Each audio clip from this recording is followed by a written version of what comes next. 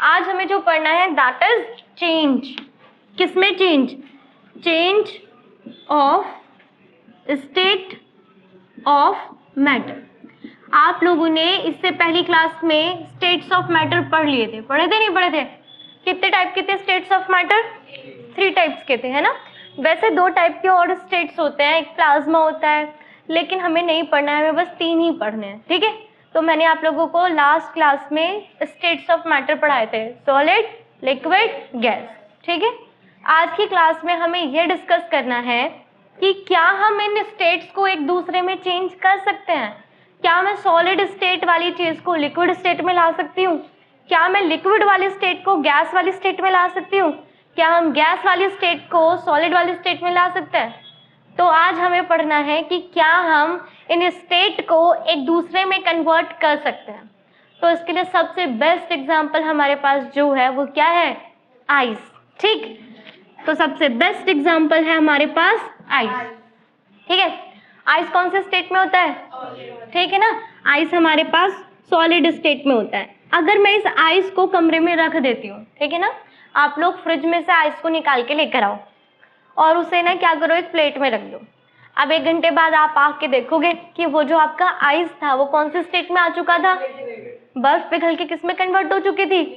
Water में। And water कौन सा स्टेट होता है? लिक्विड। तो आप लोग देख रहे हो ना, स्टेट में चेंज हो रहा है। आपका सॉलिड स्टेट किस में कन्वर्ट हो गया? अब आप क्या करो, इस वाटर को, ये जो बर्फ थी जो पिघल के पानी में कन्वर्ट हो चुकी थी, अब आप उसे एक बाउल में लो और उसे गैस पे चढ़ा दो और गर्म करने के लिए छोड़ दो, ठीक है। अब आप लोग थोड़ी देर बाद देखोगे कि उसमें से क्या निकल रहे होंगे? वेपर्स निकल रहे होंगे। तो आपका जो वाटर था फिर वो किस में कन्वर्ट हो चुका था? वेपर। एंड वेपर कौन सी स्टेट होती है? तो दैट मीन्स आपने सॉलिड को पहले बदल दिया कौन से स्टेट में? लिक्विड। एंड देन लिक्विड को कौन से स्टेट में चेंज कर दिया? गैस। यानी कि हम स्टेट्स को चेंज कर सकते हैं।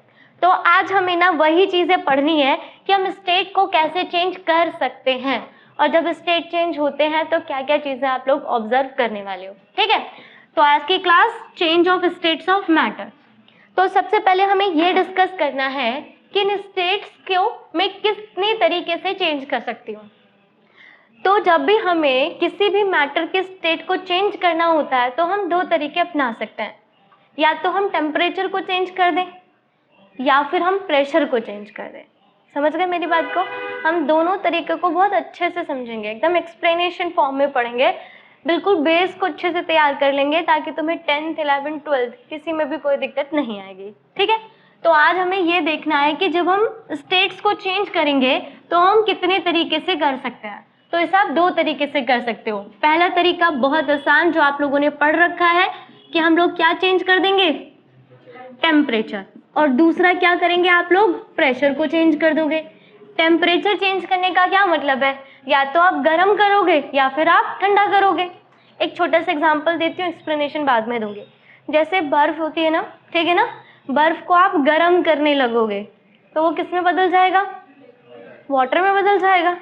तो गर्म करने का क्या मतलब? आपने हीट किया, दैट मीन्स टेम्परेचर को इंक्रीज कर दिया। जब हम लोग किसी चीज को हीट करते हैं तो हम टेम्परेचर को क्या कर रहे होते हैं? सही बात है ना। आइस कौन से स्टेट पे मिलती है? 0 सॉलिड स्टेट पे। कितने टेम्परेचर पे? 0 डिग्री सेंटीग्रेड पे। सही है ना, सही बात है ना। और जो वाटर होता है, अगर आपने आइस को एक प्लेट में रख दिया, 1 घंटे तक छोड़ दिया, तुम लोग वापस आके देखोगे तो आइस कौन से स्टेट में मिलेगी? वाटर। और उसका टेम्परेचर कितना होगा? 25 से 30 डिग्री सेंटीग्रेड के बीच में होगा। तो टेम्परेचर चेंज हुआ ना। बर्फ कितने पे थी? सही है ना। हमारी जो आइस थी वो कितने डिग्री सेंटीग्रेड पे थी? आपने उसे रूम में रख दिया तो वो आइस अपने आप मेल्ट हो गई, पिघल गई और कौन से स्टेट में आ गई? और रूम का टेम्परेचर 25 से कितने डिग्री सेंटीग्रेड पर होता है? तो देखो टेम्परेचर चेंज किया ना तुम लोगों ने, टेम्परेचर को क्या कर दिया? बढ़ा दिया। सही बात है ना। अब आप इसे बॉईल करने जा रहे हो तो आप इसे गैस पे रखोगे, गैस पे रखोगे तो आप लोग उसे फिर से गर्म कर रहे हो, राइट। क्या कर रहे हो? फिर से गर्म कर रहे हो। गर्म करने का क्या मतलब है? फिर से टेम्परेचर इंक्रीज कर रहे हो। और उसका टेम्परेचर कितना बढ़ा दोगे? 100 डिग्री तक लेकर आओगे तो वो कौन से स्टेट में आ जाएगी? यही मैं आप लोगों से कह रही हूँ कि अगर हम लोग टेम्परेचर को इंक्रीज करते हैं, सही है ना, दैट मीन्स आप उसे क्या कर रहे हो? हीट कर रहे हो। तो सॉलिड से लिक्विड और लिक्विड से कौन सा स्टेट मिलेगी? गैस। और अगर आप उसे ठंडा कर दो, ठंडा मतलब कूलिंग कर रहे हो, कूलिंग करने के लिए क्या करोगे, टेम्परेचर को कम करोगे। कैसे, अगर आप पानी को फ्रिज में रखकर आ जाते हो तो वाटर किस में कन्वर्ट हो जाता है, आइस। तो फ्रिज क्या कर रहा है, टेम्परेचर को कम कर रहा है, सही है ना। हमारा फ्रिज क्या करता है, वाटर में से क्या लेने लगता है, हीट एनर्जी, सही है, यानी वो क्या कर रहा है, उस पानी के टेम्परेचर को कम कर रहा है। तो जब आप लोग पानी को फ्रिज में रख कर आते हो तो फ्रिज क्या करता है, इस वाटर के टेम्परेचर को डिक्रीज करके कहाँ पे ले आता है, 0 डिग्री पे, और जैसे ही 0 डिग्री पे पहुंचता है किस में कन्वर्ट हो जाती है, आइस। समझ गई क्या मेरी बात। तो अगर हम लोग किसी भी स्टेट में, कोई भी स्टेट हो, सॉलिड लिक्विड गैस कोई भी स्टेट हो, उसमें हम क्या कर सकते हैं, टेम्परेचर को बढ़ा के या टेम्परेचर को घटा के उसके स्टेट को क्या कर सकते हैं, चेंज कर सकते हैं। ठीक है, ऐसे ही प्रेशर में भी आने वाला है। हम लोग क्या करेंगे, प्रेशर को बढ़ाएंगे या प्रेशर को घटाएंगे और उससे क्या चेंज करेंगे, स्टेट। मैं इसका एक एग्जांपल देती हूँ, फिर इन्हें अच्छे से समझेंगे। अभी बस इंट्रोडक्शन दे रही हूँ, उसके बाद में इसे अच्छे से एकदम एक्सप्लेन करेंगे, एक एक पॉइंट को समझेंगे। सॉलिड को लिक्विड में चेंज करना, लिक्विड को गैस में चेंज करना, सब अच्छे से समझेंगे। आप लोग ना एक सिलेंडर ले लो, क्या ले लो, एक। अच्छा ये बताओ, कोरोना ड्यूरेशन में ऑक्सीजन सिलेंडर सुने होंगे ना बहुत ज़्यादा, ऑक्सीजन सिलेंडर, राइट। हम लोग क्या कर रहे थे, ऑक्सीजन गैस को किस में से भर रहे थे, और सिलेंडर के अंदर ऑक्सीजन कौन सी स्टेट में थी, लिक्विड में, सही है ना। तो ऑक्सीजन एक गैस होती है, क्या होती है, लेकिन उसे सिलेंडर में भरा गया था और सिलेंडर में जाके वो कौन से स्टेट में हो गई थी, लिक्विड। ऐसा क्यों किया, क्योंकि गैसेस स्टेट में एक जगह से दूसरी जगह पे ले जाने में ज़्यादा दिक्कत होगी, लेकिन लिक्विड स्टेट में एक जगह से दूसरी जगह पे ले जाने में ज़्यादा आसानी होगी। हम किसी भी गैस को सिलेंडर में भर के आसानी से ट्रांसफ़र करा सकते हैं। तो अब देखो क्या होता है, ये ना मैंने एक सिलेंडर लिया है, क्या लिया है, ठीक है, ये सिलेंडर बंद है और इस पर ये पिस्टन लगा हुआ है। एक्चुअली में पिस्टन क्या होता है, ये पिस्टन एक वॉल समझ लो जो ऊपर नीचे हो सकती है, ठीक है। ये एक सिलेंडर है और इस सिलेंडर के ऊपर क्या लगा हुआ है, एक पिस्टन, और मैंने ना इसके अंदर गैस भर के रखी थी, सही है। आप लोगों ने गैस स्टेट पढ़ी थी ना, कौन सा स्टेट थी, जिसके पार्टिकल्स क्या थे, बहुत ज़्यादा दूर दूर। दैट मीन्स इनके बीच में इंटरमोलिकुलर स्पेस क्या था, बहुत ज़्यादा, और इनके बीच में फोर्स क्या था, बहुत, सही है ना।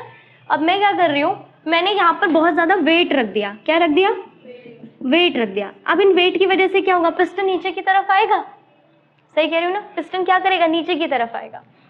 चलो, तो अब हम लोगों ने इसी पिस्टन को नीचे कर दिया, ठीक है। आप लोगों ने वेट रखा और वेट की वजह से पिस्टन नीचे आ गया, तो अब पार्टिकल्स क्या हुए, पास पास आ गए। अब आप इस पे और ज़्यादा वेट रख दो तो पार्टिकल्स और ज़्यादा पास आ जाएंगे, तो उनके बीच का स्पेस क्या होता जाएगा, कम। तो आपके पार्टिकल एक दूसरे को अट्रैक्ट करना शुरू कर देंगे, और जब अट्रैक्शन बढ़ा और स्पेस घटा तो ये कौन से स्टेट में आ जाएगा, लिक्विड। तो गैस कौन से स्टेट में कन्वर्ट हो गई, लिक्विड। क्या किया हमने, पिस्टन नीचे दबाया, तो पिस्टन नीचे दबाने से प्रेशर इंक्रीज किया, समझ गए। जब आप लोगों ने पिस्टन को नीचे की तरफ दबाया तो प्रेशर क्या किया, इंक्रीज किया, और जब प्रेशर को इंक्रीज किया तो इनके बीच का स्पेस कम हो गया और अट्रैक्शन बढ़ गया। तो ये गैसेस स्टेट से कौन से स्टेट में पहुंच गए, लिक्विड, समझ गए। तो दैट मीन्स प्रेशर के इंक्रीज करने पे गैसेस स्टेट कौन से स्टेट में पहुंच जाती है। अब इसमें एक टेम्परेचर का भी रोल है, पर जब हम लोग चैप्टर पूरा अच्छे से समझेंगे तब इस पॉइंट को और क्लियर करेंगे। बट अभी बस छोटा सा एक बात बतानी है कि जब हम प्रेशर को बढ़ाते हैं तो भी स्टेट चेंज होता है, और प्रेशर को घटाओगे तो भी state change. Example, oxygen cylinder आता है, जब आप ऑक्सीजन सिलेंडर को ओपन करते हो तो बाहर क्या निकलती है, गैस या लिक्विड। क्योंकि जब तुमने सिलेंडर को ओपन किया तो गैस बाहर आई तो प्रेशर बढ़ गया, और प्रेशर के बढ़ते ही लिक्विड किस में चेंज हो गई, गैस। समझ गए, नहीं मैंने गलत कर दिया, हाँ यहाँ पे प्रेशर बढ़ाया था, जब तुम उसे ओपन करोगे तो प्रेशर कम हो जाएगा, और जब प्रेशर कम होगा तो लिक्विड स्टेट किस में कन्वर्ट हो जाएगी, गैस। तो इसीलिए ऑक्सीजन सिलेंडर के अंदर लिक्विड स्टेट में रहती है, लेकिन जब बाहर आती है तो कौन सी फॉर्म में आती है, गैसियस फॉर्म में, क्योंकि प्रेशर डिक्रीज हो गया। समझ गए, सिलेंडर के अंदर प्रेशर ज्यादा होता है, सिलेंडर के बाहर प्रेशर कम होता है, समझ गए। तो अब एक एक चीज अच्छे से पढ़ते हैं। तो मैंने अभी आप लोगों को बताया कि हम सॉलिड लिक्विड गैस को चेंज कर सकते हैं एक दूसरे में दो चीजों की हेल्प से, या तो टेम्परेचर को चेंज करके या प्रेशर को चेंज करके। तो सबसे पहले हम टेम्परेचर के बिहाफ पर पढ़ने वाले हैं, ठीक है। आप लोग टेम्परेचर के बिहाफ पे पढ़ने वाले हो, तो सबसे पहले हम पढ़ेंगे कि आप लोग सॉलिड को लिक्विड में कैसे कन्वर्ट करोगे, ठीक है। तो हम लोग सबसे पहले किसे चेंज करने वाले हैं, सॉलिड टू लिक्विड। डाल दो हेडिंग जल्दी से, सॉलिड टू लिक्विड, ठीक है। हम लोग सबसे पहले टेम्परेचर के बिहाफ पे पढ़ेंगे सॉलिड टू लिक्विड। शुरू करें, चलो। जब आप लोग सॉलिड को लिक्विड स्टेट में कन्वर्ट करते हो तो इस प्रोसेस को हम लोग बोलते हैं मेल्टिंग। क्या बोलते हैं, मेल्टिंग। यानी कि जब आपकी बर्फ पिघल कर वाटर में कन्वर्ट हो जाती है तो आप उसे मेल्टिंग ऑफ आइस बोलोगे, यही बोलते हैं ना हम लोग। जब हमारी जो आइस होती है जब वो मेल्ट हो जाती है और वो वाटर स्टेट में आ जाती है तो इसे हम क्या बोलते हैं, मेल्टिंग ऑफ आइस। तो जब भी आपका सॉलिड किसी लिक्विड स्टेट में कन्वर्ट होगा तब हम उसे बोलते हैं मेल्टिंग या फिर बोलते हैं फ्यूजन। क्या बोलते हैं, आप लोगों के लिए ज्यादातर क्या हम यूज करेंगे, मेल्टिंग, सही है। क्या करेंगे, तो सॉलिड को किस में कन्वर्ट करना है, लिक्विड में। अब आप लोग देखो, आप लोग आइस लेकर आओ, उसे एक बाउल में रखो और उसे गर्म करना शुरू करो, सही है। अब आइस का कुछ ना कुछ तो एक टेम्परेचर होगा ना, एक तो टेम्परेचर होगा। मान लो कि मेरे पास ना एक कंटेनर रखा हुआ है और इसमें ना बर्फ के टुकड़े रखे हुए हैं, ठीक है, बहुत सारे आइस के पीस रखे हुए हैं, और नीचे हम लोगों ने क्या किया, आग लगा दी, ठीक है। बंसन बर्नर लिया और इसे हम हीट कर रहे हैं, ठीक है। हीट करने से क्या होगा, टेम्परेचर, सही है ना। हीटिंग मतलब आप इसे हीट एनर्जी दे रहे हो, और हीट एनर्जी देने से क्या होता है, टेम्परेचर इंक्रीज होता है। समझ गए, टेम्परेचर क्या होता है, इंक्रीज होता है। मान लो आपकी जो बर्फ थी ना वो -2 डिग्री सेंटीग्रेड पे थी, कितनी टेम्परेचर पे थी, अब इसका टेम्परेचर इंक्रीज होगा, सही बात है ना। इसका टेम्परेचर तो ये कितने पे पहुंच गया, मान लो -1 डिग्री सेंटीग्रेड पे पहुंच गया। आप इसे और हीट एनर्जी दे रहे हो तो अब इसका टेम्परेचर और बढ़ेगा, क्या होगा, इसका टेम्परेचर और अब कितने पर पहुंच जाएगा, कहाँ पर पहुंच गया, और अब क्या होगा, अब मेरी आइस मेल्ट होना शुरू हो जाए, ठीक है। 0 डिग्री सेंटीग्रेड एक ऐसा टेम्परेचर होता है जिस पर हमारी आइस क्या होना शुरू हो जाती है, और किस में कन्वर्ट होना शुरू हो जाती है, सही है ना, लिक्विड में कन्वर्ट। तो 0 डिग्री सेंटीग्रेड टेम्परेचर वो है जिस पे आइस मेल्ट होके किस में कन्वर्ट होना शुरू हो जाएगी। अब ध्यान से सुनना मेरी बात, यहाँ पे मेरी आइस थी, ठीक है, जो कितने डिग्री सेंटीग्रेड पे थी। अब मैं इसे हीट एनर्जी दे रही हूँ, क्या दे रही हूँ, और उस हीट एनर्जी की वजह से ये किस में कन्वर्ट होना शुरू हो जाएगी, वाटर, किस में कन्वर्ट होना शुरू हो जाएगी, और उस वाटर का टेम्परेचर भी कितना रहेगा। अब देखो मैं कह रही हूँ हीट एनर्जी दे रही हूँ, क्या दे रही हूँ मैं, तो उसका टेम्परेचर नहीं बढ़ रहा है, सही है। इसका टेम्परेचर क्यों नहीं बढ़ रहा है ये हम आगे पढ़ेंगे, ये बहुत इंपॉर्टेंट पॉइंट है। बट अभी समझो, मेरे पास आइस थी जो कहाँ तक पहुंच चुकी है, 0 डिग्री सेंटीग्रेड। अब मैं क्या कर रही हूँ, हीट एनर्जी दे रही हूँ। तो हीट एनर्जी देने पर ये आइस मेल्ट होके किस में कन्वर्ट हो रही है, ठीक है, किस में कन्वर्ट हो रही है, तो मेल्टिंग शुरू हो गई, समझ गए। और ये मेल्टिंग कब तक होती रहेगी, जब तक सारी की सारी बर्फ सारे के सारे पानी में कन्वर्ट ना हो जाए। जब मेरी कंप्लीट आइस वाटर में कन्वर्ट हो जाएगी तो मेल्टिंग प्रोसेस कंप्लीट हो जाएगी। समझ गए क्या मेरी बात। तो 0 डिग्री सेंटीग्रेड वो टेम्परेचर है जिस पे मेल्टिंग हुई थी। तो यहाँ पर इस 0 डिग्री सेंटीग्रेड टेम्परेचर को मेल्टिंग पॉइंट कहते हैं। क्या बोलते हैं, अब ये कौन सा है, मेल्टिंग पॉइंट ऑफ आइस। क्या है, मेल्टिंग पॉइंट ऑफ आइस, क्योंकि 0 डिग्री सेंटीग्रेड पे बर्फ ने पिघलना शुरू किया। समझे मेरी बात को। तो अब ध्यान से सुनो, जब हमारा सॉलिड लिक्विड में बदलता है तो इस प्रोसेस को मेल्टिंग कहते हैं। क्या कहते हैं, हर चीज का मेल्टिंग पॉइंट अलग अलग होता है। जैसे आपके आइस का मेल्टिंग पॉइंट कितना है, 0 डिग्री सेंटीग्रेड। तो मेल्टिंग पॉइंट क्या है, मेल्टिंग पॉइंट वो टेम्परेचर है, ध्यान से सुनो, मेल्टिंग पॉइंट की डेफिनेशन एग्जाम में आती है, बहुत ज्यादा पूछी जाती है। मेल्टिंग पॉइंट वो टेम्परेचर है जिस पर हमारा सॉलिड लिक्विड स्टेट में कन्वर्ट होना शुरू हो जाता है। बट कौन से प्रेशर पे, एट एटमॉस्फेरिक प्रेशर। यहाँ पे प्रेशर भी लिखना जरूरी है। अगर आपने इस डेफिनेशन में प्रेशर नहीं लिखा तो तुम्हारी डेफिनेशन इनकम्प्लीट हो जाएगी। समझे मेरी बात। ये वो टेम्परेचर है जिस पर सॉलिड किस में कन्वर्ट होना शुरू हो गया, लिक्विड में। लेकिन कौन से प्रेशर पे? Atmospheric pressure. भाई आप लोग बर्फ को पिघला रहे हो, कमरे में पिघला रहे हो ना, और मैंने आप लोगों को ये बात कितनी बार बताई है कि इस रूम में हम पे प्रेशर लग रहा है। इस रूम में क्या प्रेजेंट है? एयर, और एयर आप पे क्या डाल रही है? प्रेशर। कितना प्रेशर? 1 atmospheric pressure. समझ गए क्या मेरी बात? अब कुछ पॉइंट्स हैं, कुछ डेफिनेशन है, जल्दी से लिखो। चलो शुरू, लिखो। The process in which A solid substance change into liquid, a solid substance change into liquid on heating is called melting or fusion.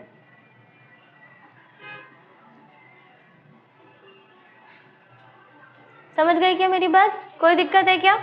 ठीक है। अब हर सब्सटेंस का मेल्टिंग, क्या सारी चीजें एक ही टेम्परेचर पे मेल्ट होंगी? आपकी आइस 0 डिग्री सेंटीग्रेड पे मेल्ट हुई है, क्या आयरन भी 0 डिग्री सेंटीग्रेड पे मेल्ट होगा? अगर आप लोहे को गर्म करते हो, ठीक है, आप आयरन का एक पीस लो और आप उसे क्या करना शुरू करोगे? हीट करना शुरू करोगे, तो आपका लोहा भी एक स्टेट पे मेल्ट हो जाएगा ना। तो जिस टेम्परेचर पे वो मेल्ट होगा उस टेम्परेचर को क्या कहेंगे हम? आयरन का मेल्टिंग पॉइंट। तो हर सब्सटेंस का मेल्टिंग पॉइंट क्या होता है? अलग अलग होता है। समझ गए? तो लिखो सेकेंड पॉइंट लिखो। The melting of solid substance. The melting of solid substance take place at fixed temperature. अब inverted comma में लिखना, the temperature at which solid substance melt and change into liquid at atmospheric pressure. Important keyword, at atmospheric pressure, is called melting point.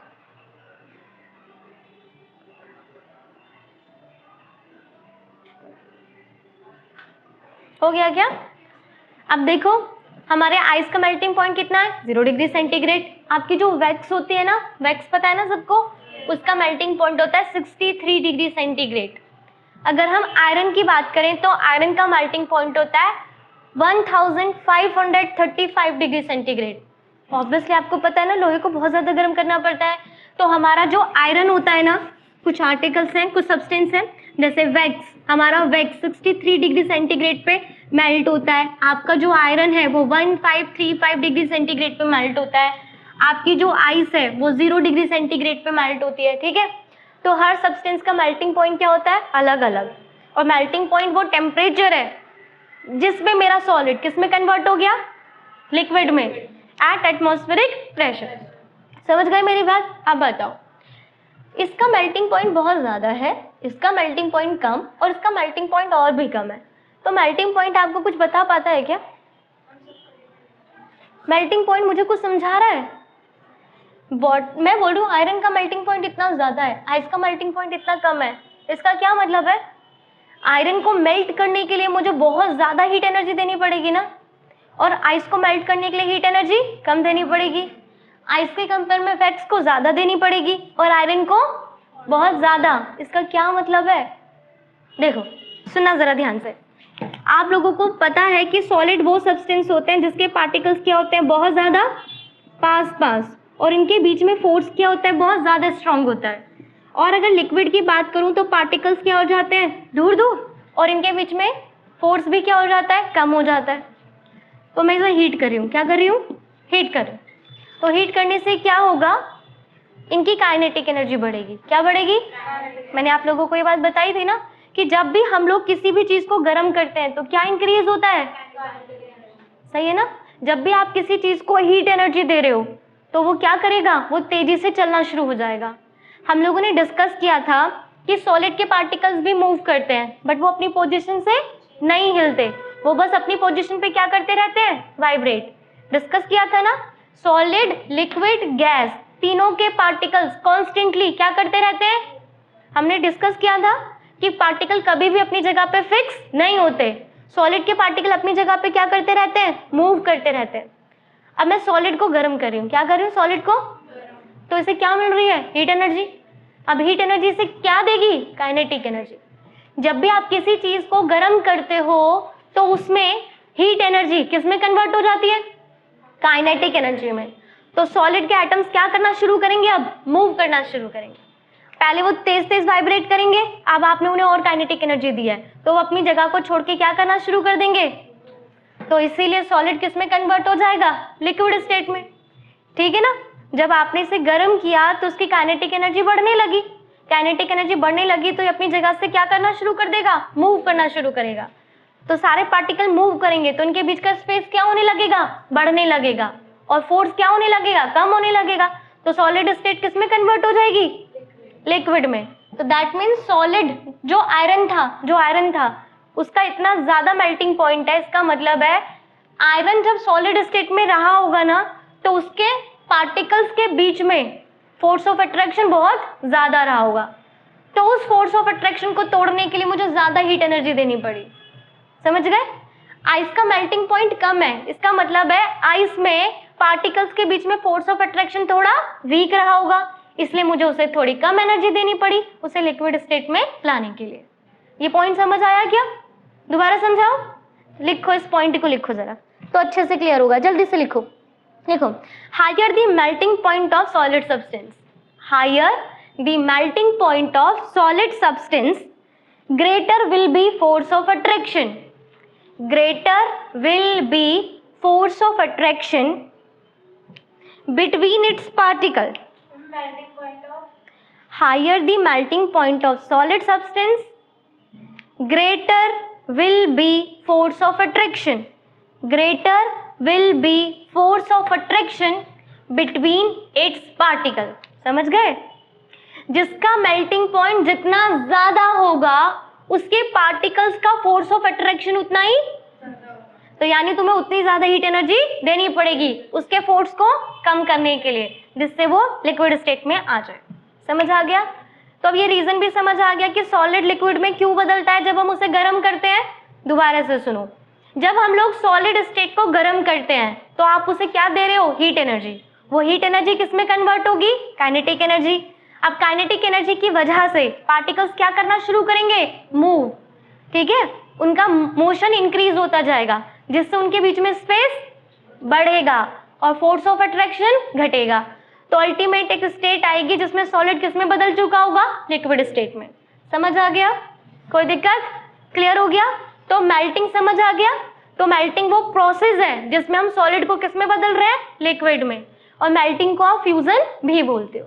यहाँ तक समझ आ गया। अब second state की बात कर लेते हैं। अब लिक्विड को गैस में ले आओ, ठीक है, सॉलिड को गर्म किया तो क्या मिला, लिक्विड। अब लिक्विड को गर्म करोगे तो क्या मिलेगा, गैस, और इस प्रोसेस को क्या कहते हैं, वेपराइजेशन। समझ गए ना मेरी बात को, ठीक है।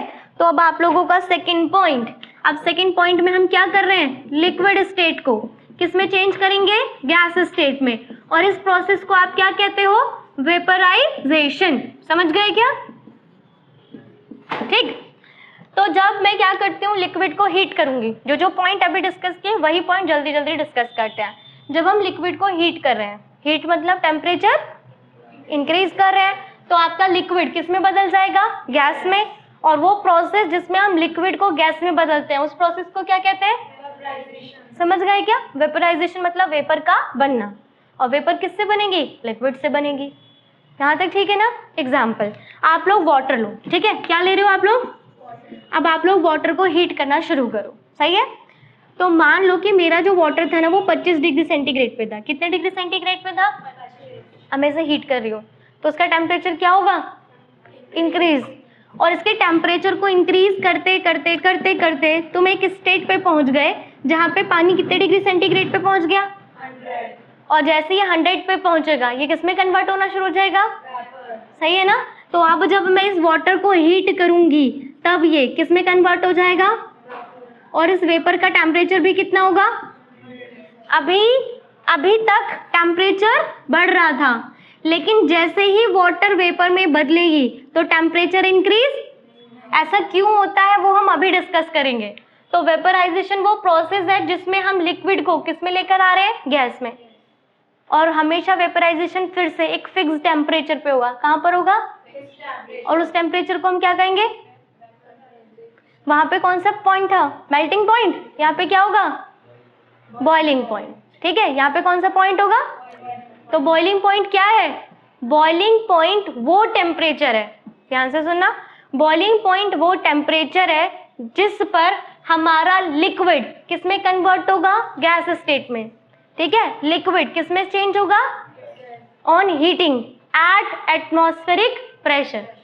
इन डेफिनेशन में एटमॉस्फेरिक प्रेशर लिखना, समझ गए क्या मेरी बात, कोई दिक्कत है क्या, समझ गए मेरी बात को। ठीक है, बॉइलिंग पॉइंट वो टेम्परेचर है जिस टेम्परेचर पे हमारा लिक्विड किस में चेंज हो जाएगा, गैस में, लेकिन कब, एट एटमॉस्फेरिक प्रेशर।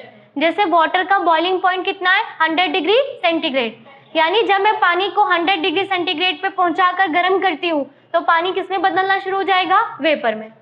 समझ आ गया। अब अगेन, क्या सारे सब्सटेंस का बॉइलिंग पॉइंट सेम होगा, सभी सब्सटेंस का बॉइलिंग पॉइंट क्या होगा, अलग अलग।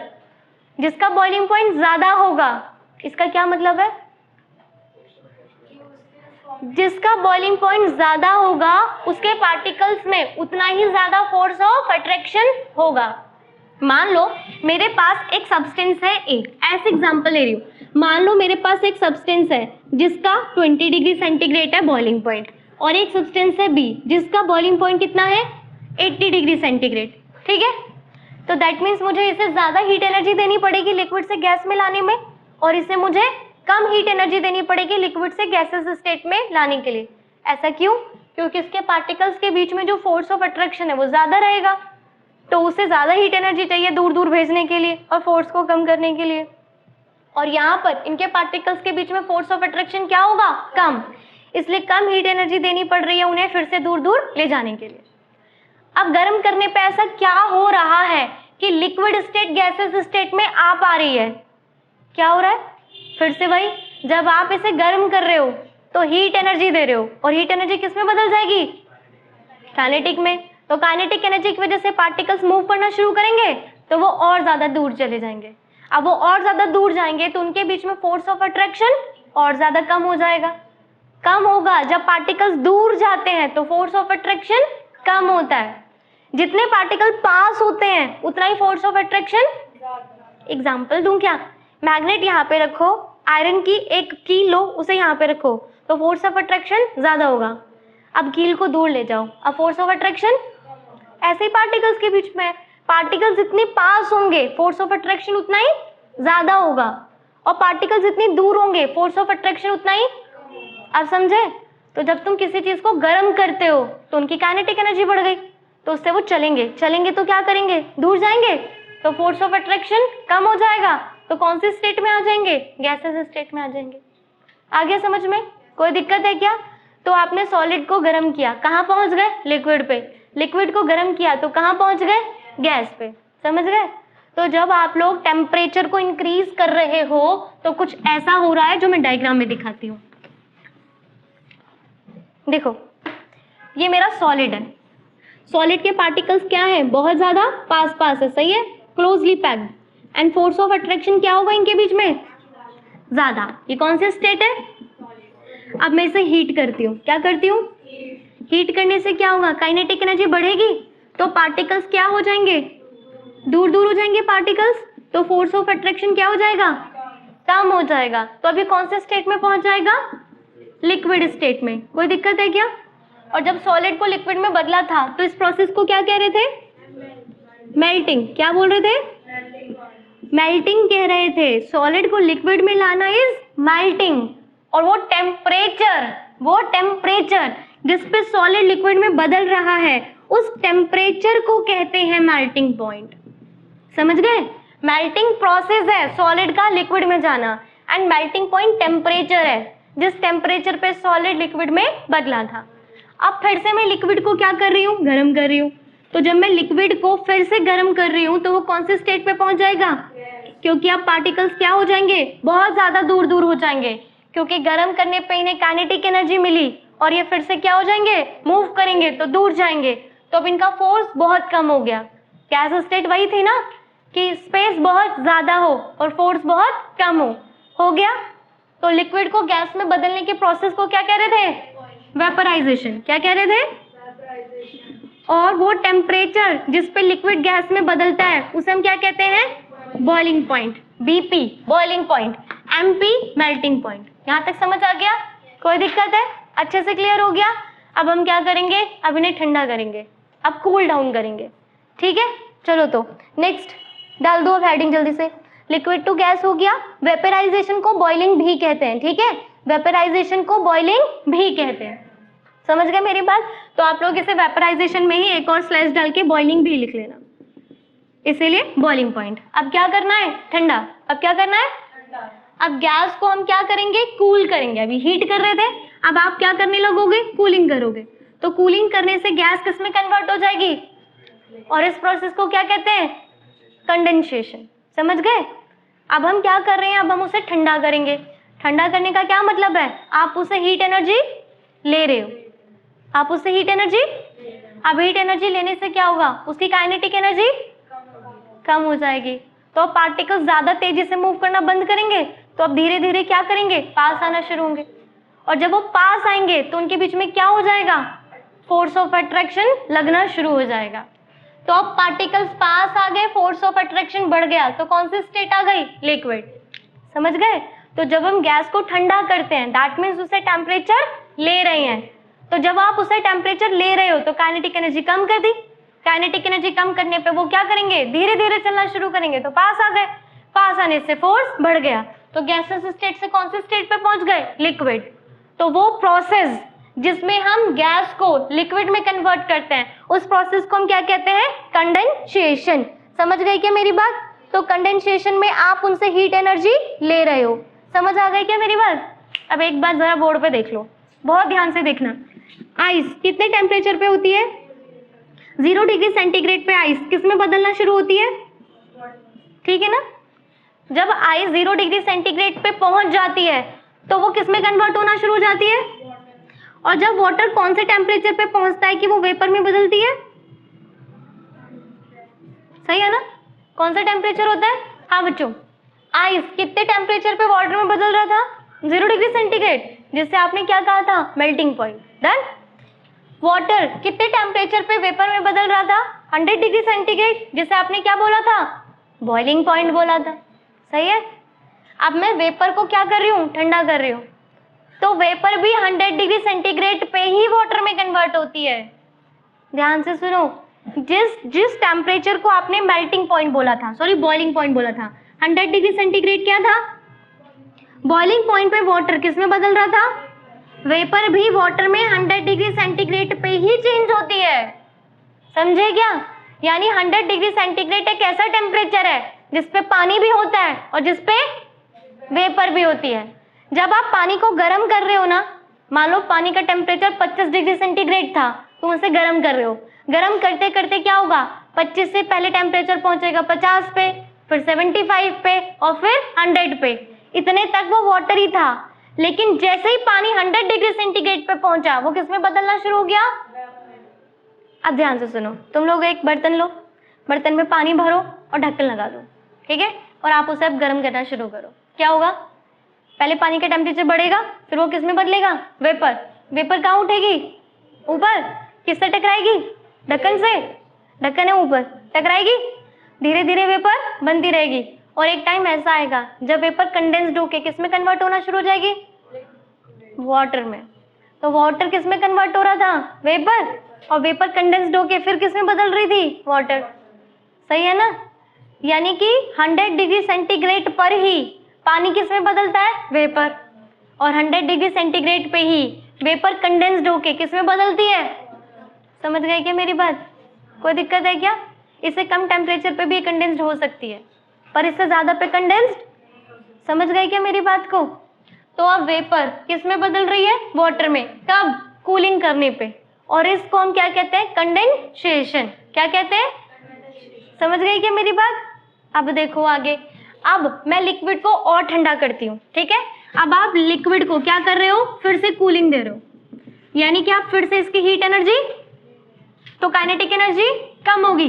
तो पार्टिकल फिर से क्या करेंगे, क्लोज्ड हो जाएंगे, फोर्स ऑफ अट्रैक्शन बढ़ जाएगा, तो लिक्विड से कौन सी स्टेट आ गई, सॉलिड, और इसे हम क्या कहते हैं, फ्रीजिंग। क्या बोलते हैं, फ्रीजिंग।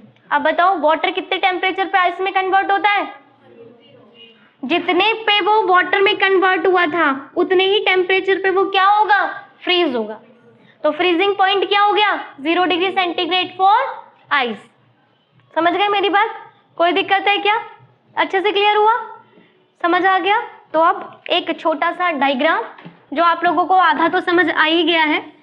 हम लोगों ने सॉलिड को लिक्विड में लेकर आए, तो उस प्रोसेस को क्या कहा आप लोगों ने, melting, not melting point, melting point temperature है बच्चों। सॉलिड को क्या किया आप लोगों ने, मेल्ट किया, तो वो किस में बदल गया, लिक्विड। अब लिक्विड को आपने क्या किया, बॉईल किया, तो वो किस में बदल गया, गैस में, सही है। गैस को ठंडा किया, दैट मीन्स कंडेंस्ड किया, तो कंडेंस करने पे किस में बदल गया, और लिक्विड को फ्रीज किया, तो किस में बदल गया वो, सही है क्या। अब एक और प्रोसेस है जो बहुत ज्यादा एग्जाम में पूछा जाता है, बहुत ज्यादा एग्जाम में पूछा जाता है, बहुत इंपॉर्टेंट, मोस्ट इंपॉर्टेंट, सब्लिमेशन। बहुत पूछा जाता है सब्लिमेशन क्या होता है। अब सब्लिमेशन क्या होता है, तुम लोगों ने अक्सर देखा होगा, नेफ्थलीन बॉल तुम्हारी मदर्स रखती होंगी कपड़ों के बीच में, ठीक है, व्हाइट कलर की एक बॉल होती है जिसमें बहुत गंदी सी स्मेल आती है ना गंदी सी स्मेल, उन्हें हम नेफ्थलीन बॉल बोलते हैं। कौन सी बॉल बोलते हैं, ठीक। तुम्हारी मम्मी जब नेफ्थलीन बॉल डालती होंगी कपड़ों के बीच में तो बहुत बड़ी बड़ी होती हैं, और तुम नेक्स्ट ईयर देखो तो वो अपने आप छोटी हो जाती हैं और कुछ टाइम बाद अपने आप गायब हो जाती हैं, और ना हमारे कपड़े गीले होते हैं, बस वो कहीं गायब हो जाती हैं। ऐसा क्यों होता है, जो हमारा नेफ्थलीन बॉल है, वो बॉल्स होती है ना, बॉल्स कौन से स्टेट में होती है, सॉलिड ना। कुछ सॉलिड, सारे ऐसे नहीं होते हैं, बहुत कम सॉलिड्स ऐसे होते हैं जो हीट एनर्जी लेने पे डायरेक्ट कौन से स्टेट में पहुंच जाते हैं, समझ गए क्या, वो लिक्विड स्टेट तक पहुंचते ही। और अच्छा एग्जांपल दूं, हमारे घर में जब हम लोग पूजा करते हैं तो कपूर यूज करते हैं ना, कपूर, जब आप लोग कपूर को गर्म करते हो तो वो डायरेक्ट किस में कन्वर्ट हो जाता है, धुआं उड़ता है, और वो कभी भी मेल्टिंग स्टेट पे, मतलब वो लिक्विड स्टेट पे नहीं आती, ठीक है। तो वो प्रोसेस जिसमें सॉलिड डायरेक्टली कौन से स्टेट पे पहुंच जाता है, विदाउट रीचिंग दी लिक्विड स्टेट, लिक्विड स्टेट पे नहीं पहुंचता, सॉलिड डायरेक्ट किस में कन्वर्ट हो जाता है, गैस में। इस प्रोसेस को ही हम क्या कहते हैं, सब्लिमेशन। इसका रिवर्स भी होता है, अगर आप लोग नेफ्थलीन बॉल लो, कौन सी बोलो, उसकी गैस बनेगी, अब आप उसकी गैस को ठंडा करोगे ना तो वो भी लिक्विड स्टेट पे नहीं पहुंचती, वो भी सीधा कौन से स्टेट पे पहुंच जाती है। तो ये भी कौन सा प्रोसेस हुआ, सब्लिमेशन। तो सब्लिमेशन वो प्रोसेस होता है जिसमें लिक्विड स्टेट आती नहीं है, सॉलिड से सीधा गैस, गैस से सीधा बस। सॉलिड से गैस लाने के लिए गर्म करना पड़ेगा और गैस से सॉलिड लाने के लिए ठंडा करना पड़ेगा। समझ आ गए, बहुत सारे इसके एग्जाम्पल हैं, जैसे नेफ्थलीन बॉल, जैसे आपका कैम्फोर बॉल्स, और एक बहुत important dry CO2, solid CO2। हाँ देखो, जो हमारी ड्राई CO2 होती है ना, ठीक है, ये क्या होती है, ध्यान से सुना, CO2 क्या है, गैस है। जब हम लोग CO2 को क्या करते हैं, ठंडा करते हैं ना, तो वो डायरेक्टली कौन से स्टेट पे पहुंच जाती है। और जब आप लोग CO2 को कूल करते हो ना, बहुत इंपॉर्टेंट क्वेश्चन है ये, हमारी 9th क्लास में बहुत ज्यादा पूछा जाता है। इस ड्राई CO2 को हम लोग ड्राई आइस भी बोलते हैं। क्या बोलते हैं, ये बहुत पूछा जाता है, ड्राई आइस किसे कहते हैं। ड्राई आइस हम सॉलिड CO2 को बोलते हैं। किसे बोलते हैं, CO2 कौन से स्टेट में होती है, गैस, लेकिन जब आप इसे ठंडा करते हो ना तो ये डायरेक्टली कौन सी फॉर्म ले लेती है, सॉलिड फॉर्म ले लेती है, और ये बर्फ की तरह व्हाइट दिखाई देती है, इसलिए हम इसे ड्राई आइस के नाम से भी जानते हैं, ठीक है। जो सॉलिड CO2 होता है इसका एक और नाम है, दैट इज ड्राई आइस, क्योंकि ये बर्फ की तरह व्हाइट होता है। एंड आपको पता है, जितने भी रेफ्रिजरेटर होते हैं ना, बड़े बड़े जो रेफ्रिजरेटर्स होते हैं जहाँ पे आइसक्रीम रखी जाती है, या जो हमारे फ्रोजन चीजें आती हैं, फ्रोजन मटर आती हैं, फ्रोजन मीट आता है, ये सब कहाँ पे रखा जाता है, ड्राई आइस रेफ्रिजरेटर में। वो जो बड़े बड़े रेफ्रिजरेटर होते हैं ना, उनमें ड्राई आइस होती है, क्योंकि इसकी कूलिंग करने की कैपेसिटी बर्फ से बहुत ज्यादा होती है, ठीक है। हमारी जो बर्फ कूलिंग इफेक्ट जनरेट करती है, उससे बहुत ज्यादा कूलिंग इफेक्ट इस ड्राई आइस के अंदर होता है। तो इसीलिए वो जो बड़े वाले रेफ्रिजरेटर होते हैं वहां पर हम क्या यूज करते हैं, ड्राई आइस, CO2, और CO2 भी क्या होता है, सब्लिमाइज्ड होता है, ठीक है। जब हम लोग गैस CO2 गैस को ठंडा करते हैं तो वो डायरेक्ट कौन सी फॉर्म में आ जाता है, सॉलिड। तो एक क्वेश्चन इंपॉर्टेंट है, याद रखना, सॉलिड CO2 का other name dry ice. Dry ice क्यों कहते हैं, क्योंकि ये व्हाइट कलर की होती है, बिल्कुल बर्फ जैसी होती है, बट इसका कूलिंग इफेक्ट हमारी नॉर्मल आइस के कंपेयर में बहुत बेटर होता है। समझ गए क्या मेरी बात, ठीक है, कोई दिक्कत है क्या? अच्छा, याद रखना नैप्थलीन बॉल से रिलेटेड क्वेश्चन आता है जो मैंने तुम लोगों को अच्छे से समझा दिया। अब बताओ यहाँ तक कोई दिक्कत है क्या, कोई प्रॉब्लम? अब आते हैं आपके एक इम्पॉर्टेंट क्वेश्चन की तरफ जिसे मैं बार बार समझाना चाह रही थी, बट वो टॉपिक यहाँ पर है। अब ध्यान से सुनना, हमारे पास एक नया वर्ड आएगा, लेटेंट हीट। लेटेंट हीट, इससे रिलेटेड बहुत सारे क्वेश्चन पूछे जाते हैं। लेटेंट हीट को समझाने से पहले तुम लोगों से कुछ पूछती हूँ। आप लोगों ने ये देखा 0 डिग्री सेंटीग्रेड पे वाटर भी था और 0 डिग्री सेंटीग्रेड पे आइस भी थी।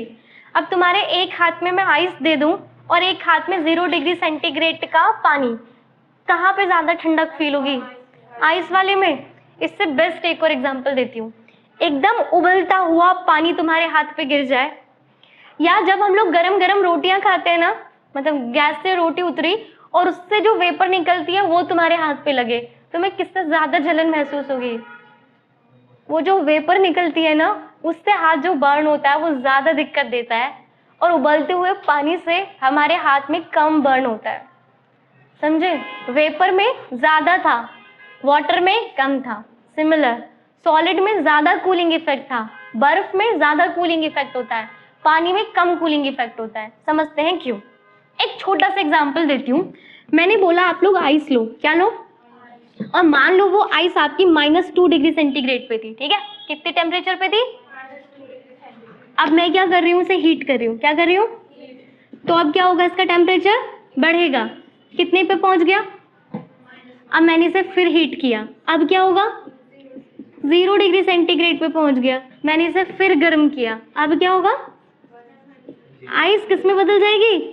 और टेम्परेचर, तो टेम्परेचर क्यों नहीं बढ़ा? जब आप लोग गर्म करते हो तो टेम्परेचर बढ़ता है ना, आप लोग हर बार देखते हो जब भी हम किसी भी चीज को गर्म करते हैं तो हमेशा टेम्परेचर, यहाँ पर भी टेम्परेचर इंक्रीज हो रहा था, ठीक है, यहाँ पे भी टेम्परेचर इंक्रीज हो रहा है, पर यहाँ पे तो टेम्परेचर इंक्रीज ही नहीं हुआ, तो हीट एनर्जी जा कहाँ रही है फिर? सही, समझे क्या मेरी बात? जब हमारा स्टेट चेंज होता है, यहाँ पे स्टेट ही चेंज हो रहा है, ये कौन से स्टेट पे था और ये कौन से स्टेट पे है, तो ये वो वाली जगह है जहाँ पे चेंज क्या हो रहा है, स्टेट चेंज हो रहा है। तो जब हम लोग स्टेट को चेंज कर रहे होते हैं ना, तो हम जो हीट एनर्जी दे रहे होते हैं वो हीट एनर्जी टेम्परेचर को इंक्रीज, वो हीट एनर्जी कहाँ यूज हो जाती है, उसकी स्टेट को चेंज करने में। समझ गए क्या मेरी बात? तो जहां पर भी स्टेट चेंज होती है वहां पे हीट एनर्जी टेम्परेचर को इंक्रीज नहीं करती, वो सारी की सारी हीट एनर्जी यूज होती है उस स्टेट को चेंज करने में, तो वो एनर्जी एब्जॉर्ब कर लेता है, वो एनर्जी क्या होती है, एब्जॉर्ब हो जाती है। समझ गए क्या मेरी बात? और कहाँ एब्जॉर्ब होती है, स्टेट को चेंज करने में, और इस एनर्जी को ही हम बोलते हैं लेटेंट हीट। क्या बोलते हैं? लेटेंट हीट 2 तरह की होती है, ठीक है, एक बार आप लोग लिखो जल्दी, लेटेंट हीट लिखो जल्दी से।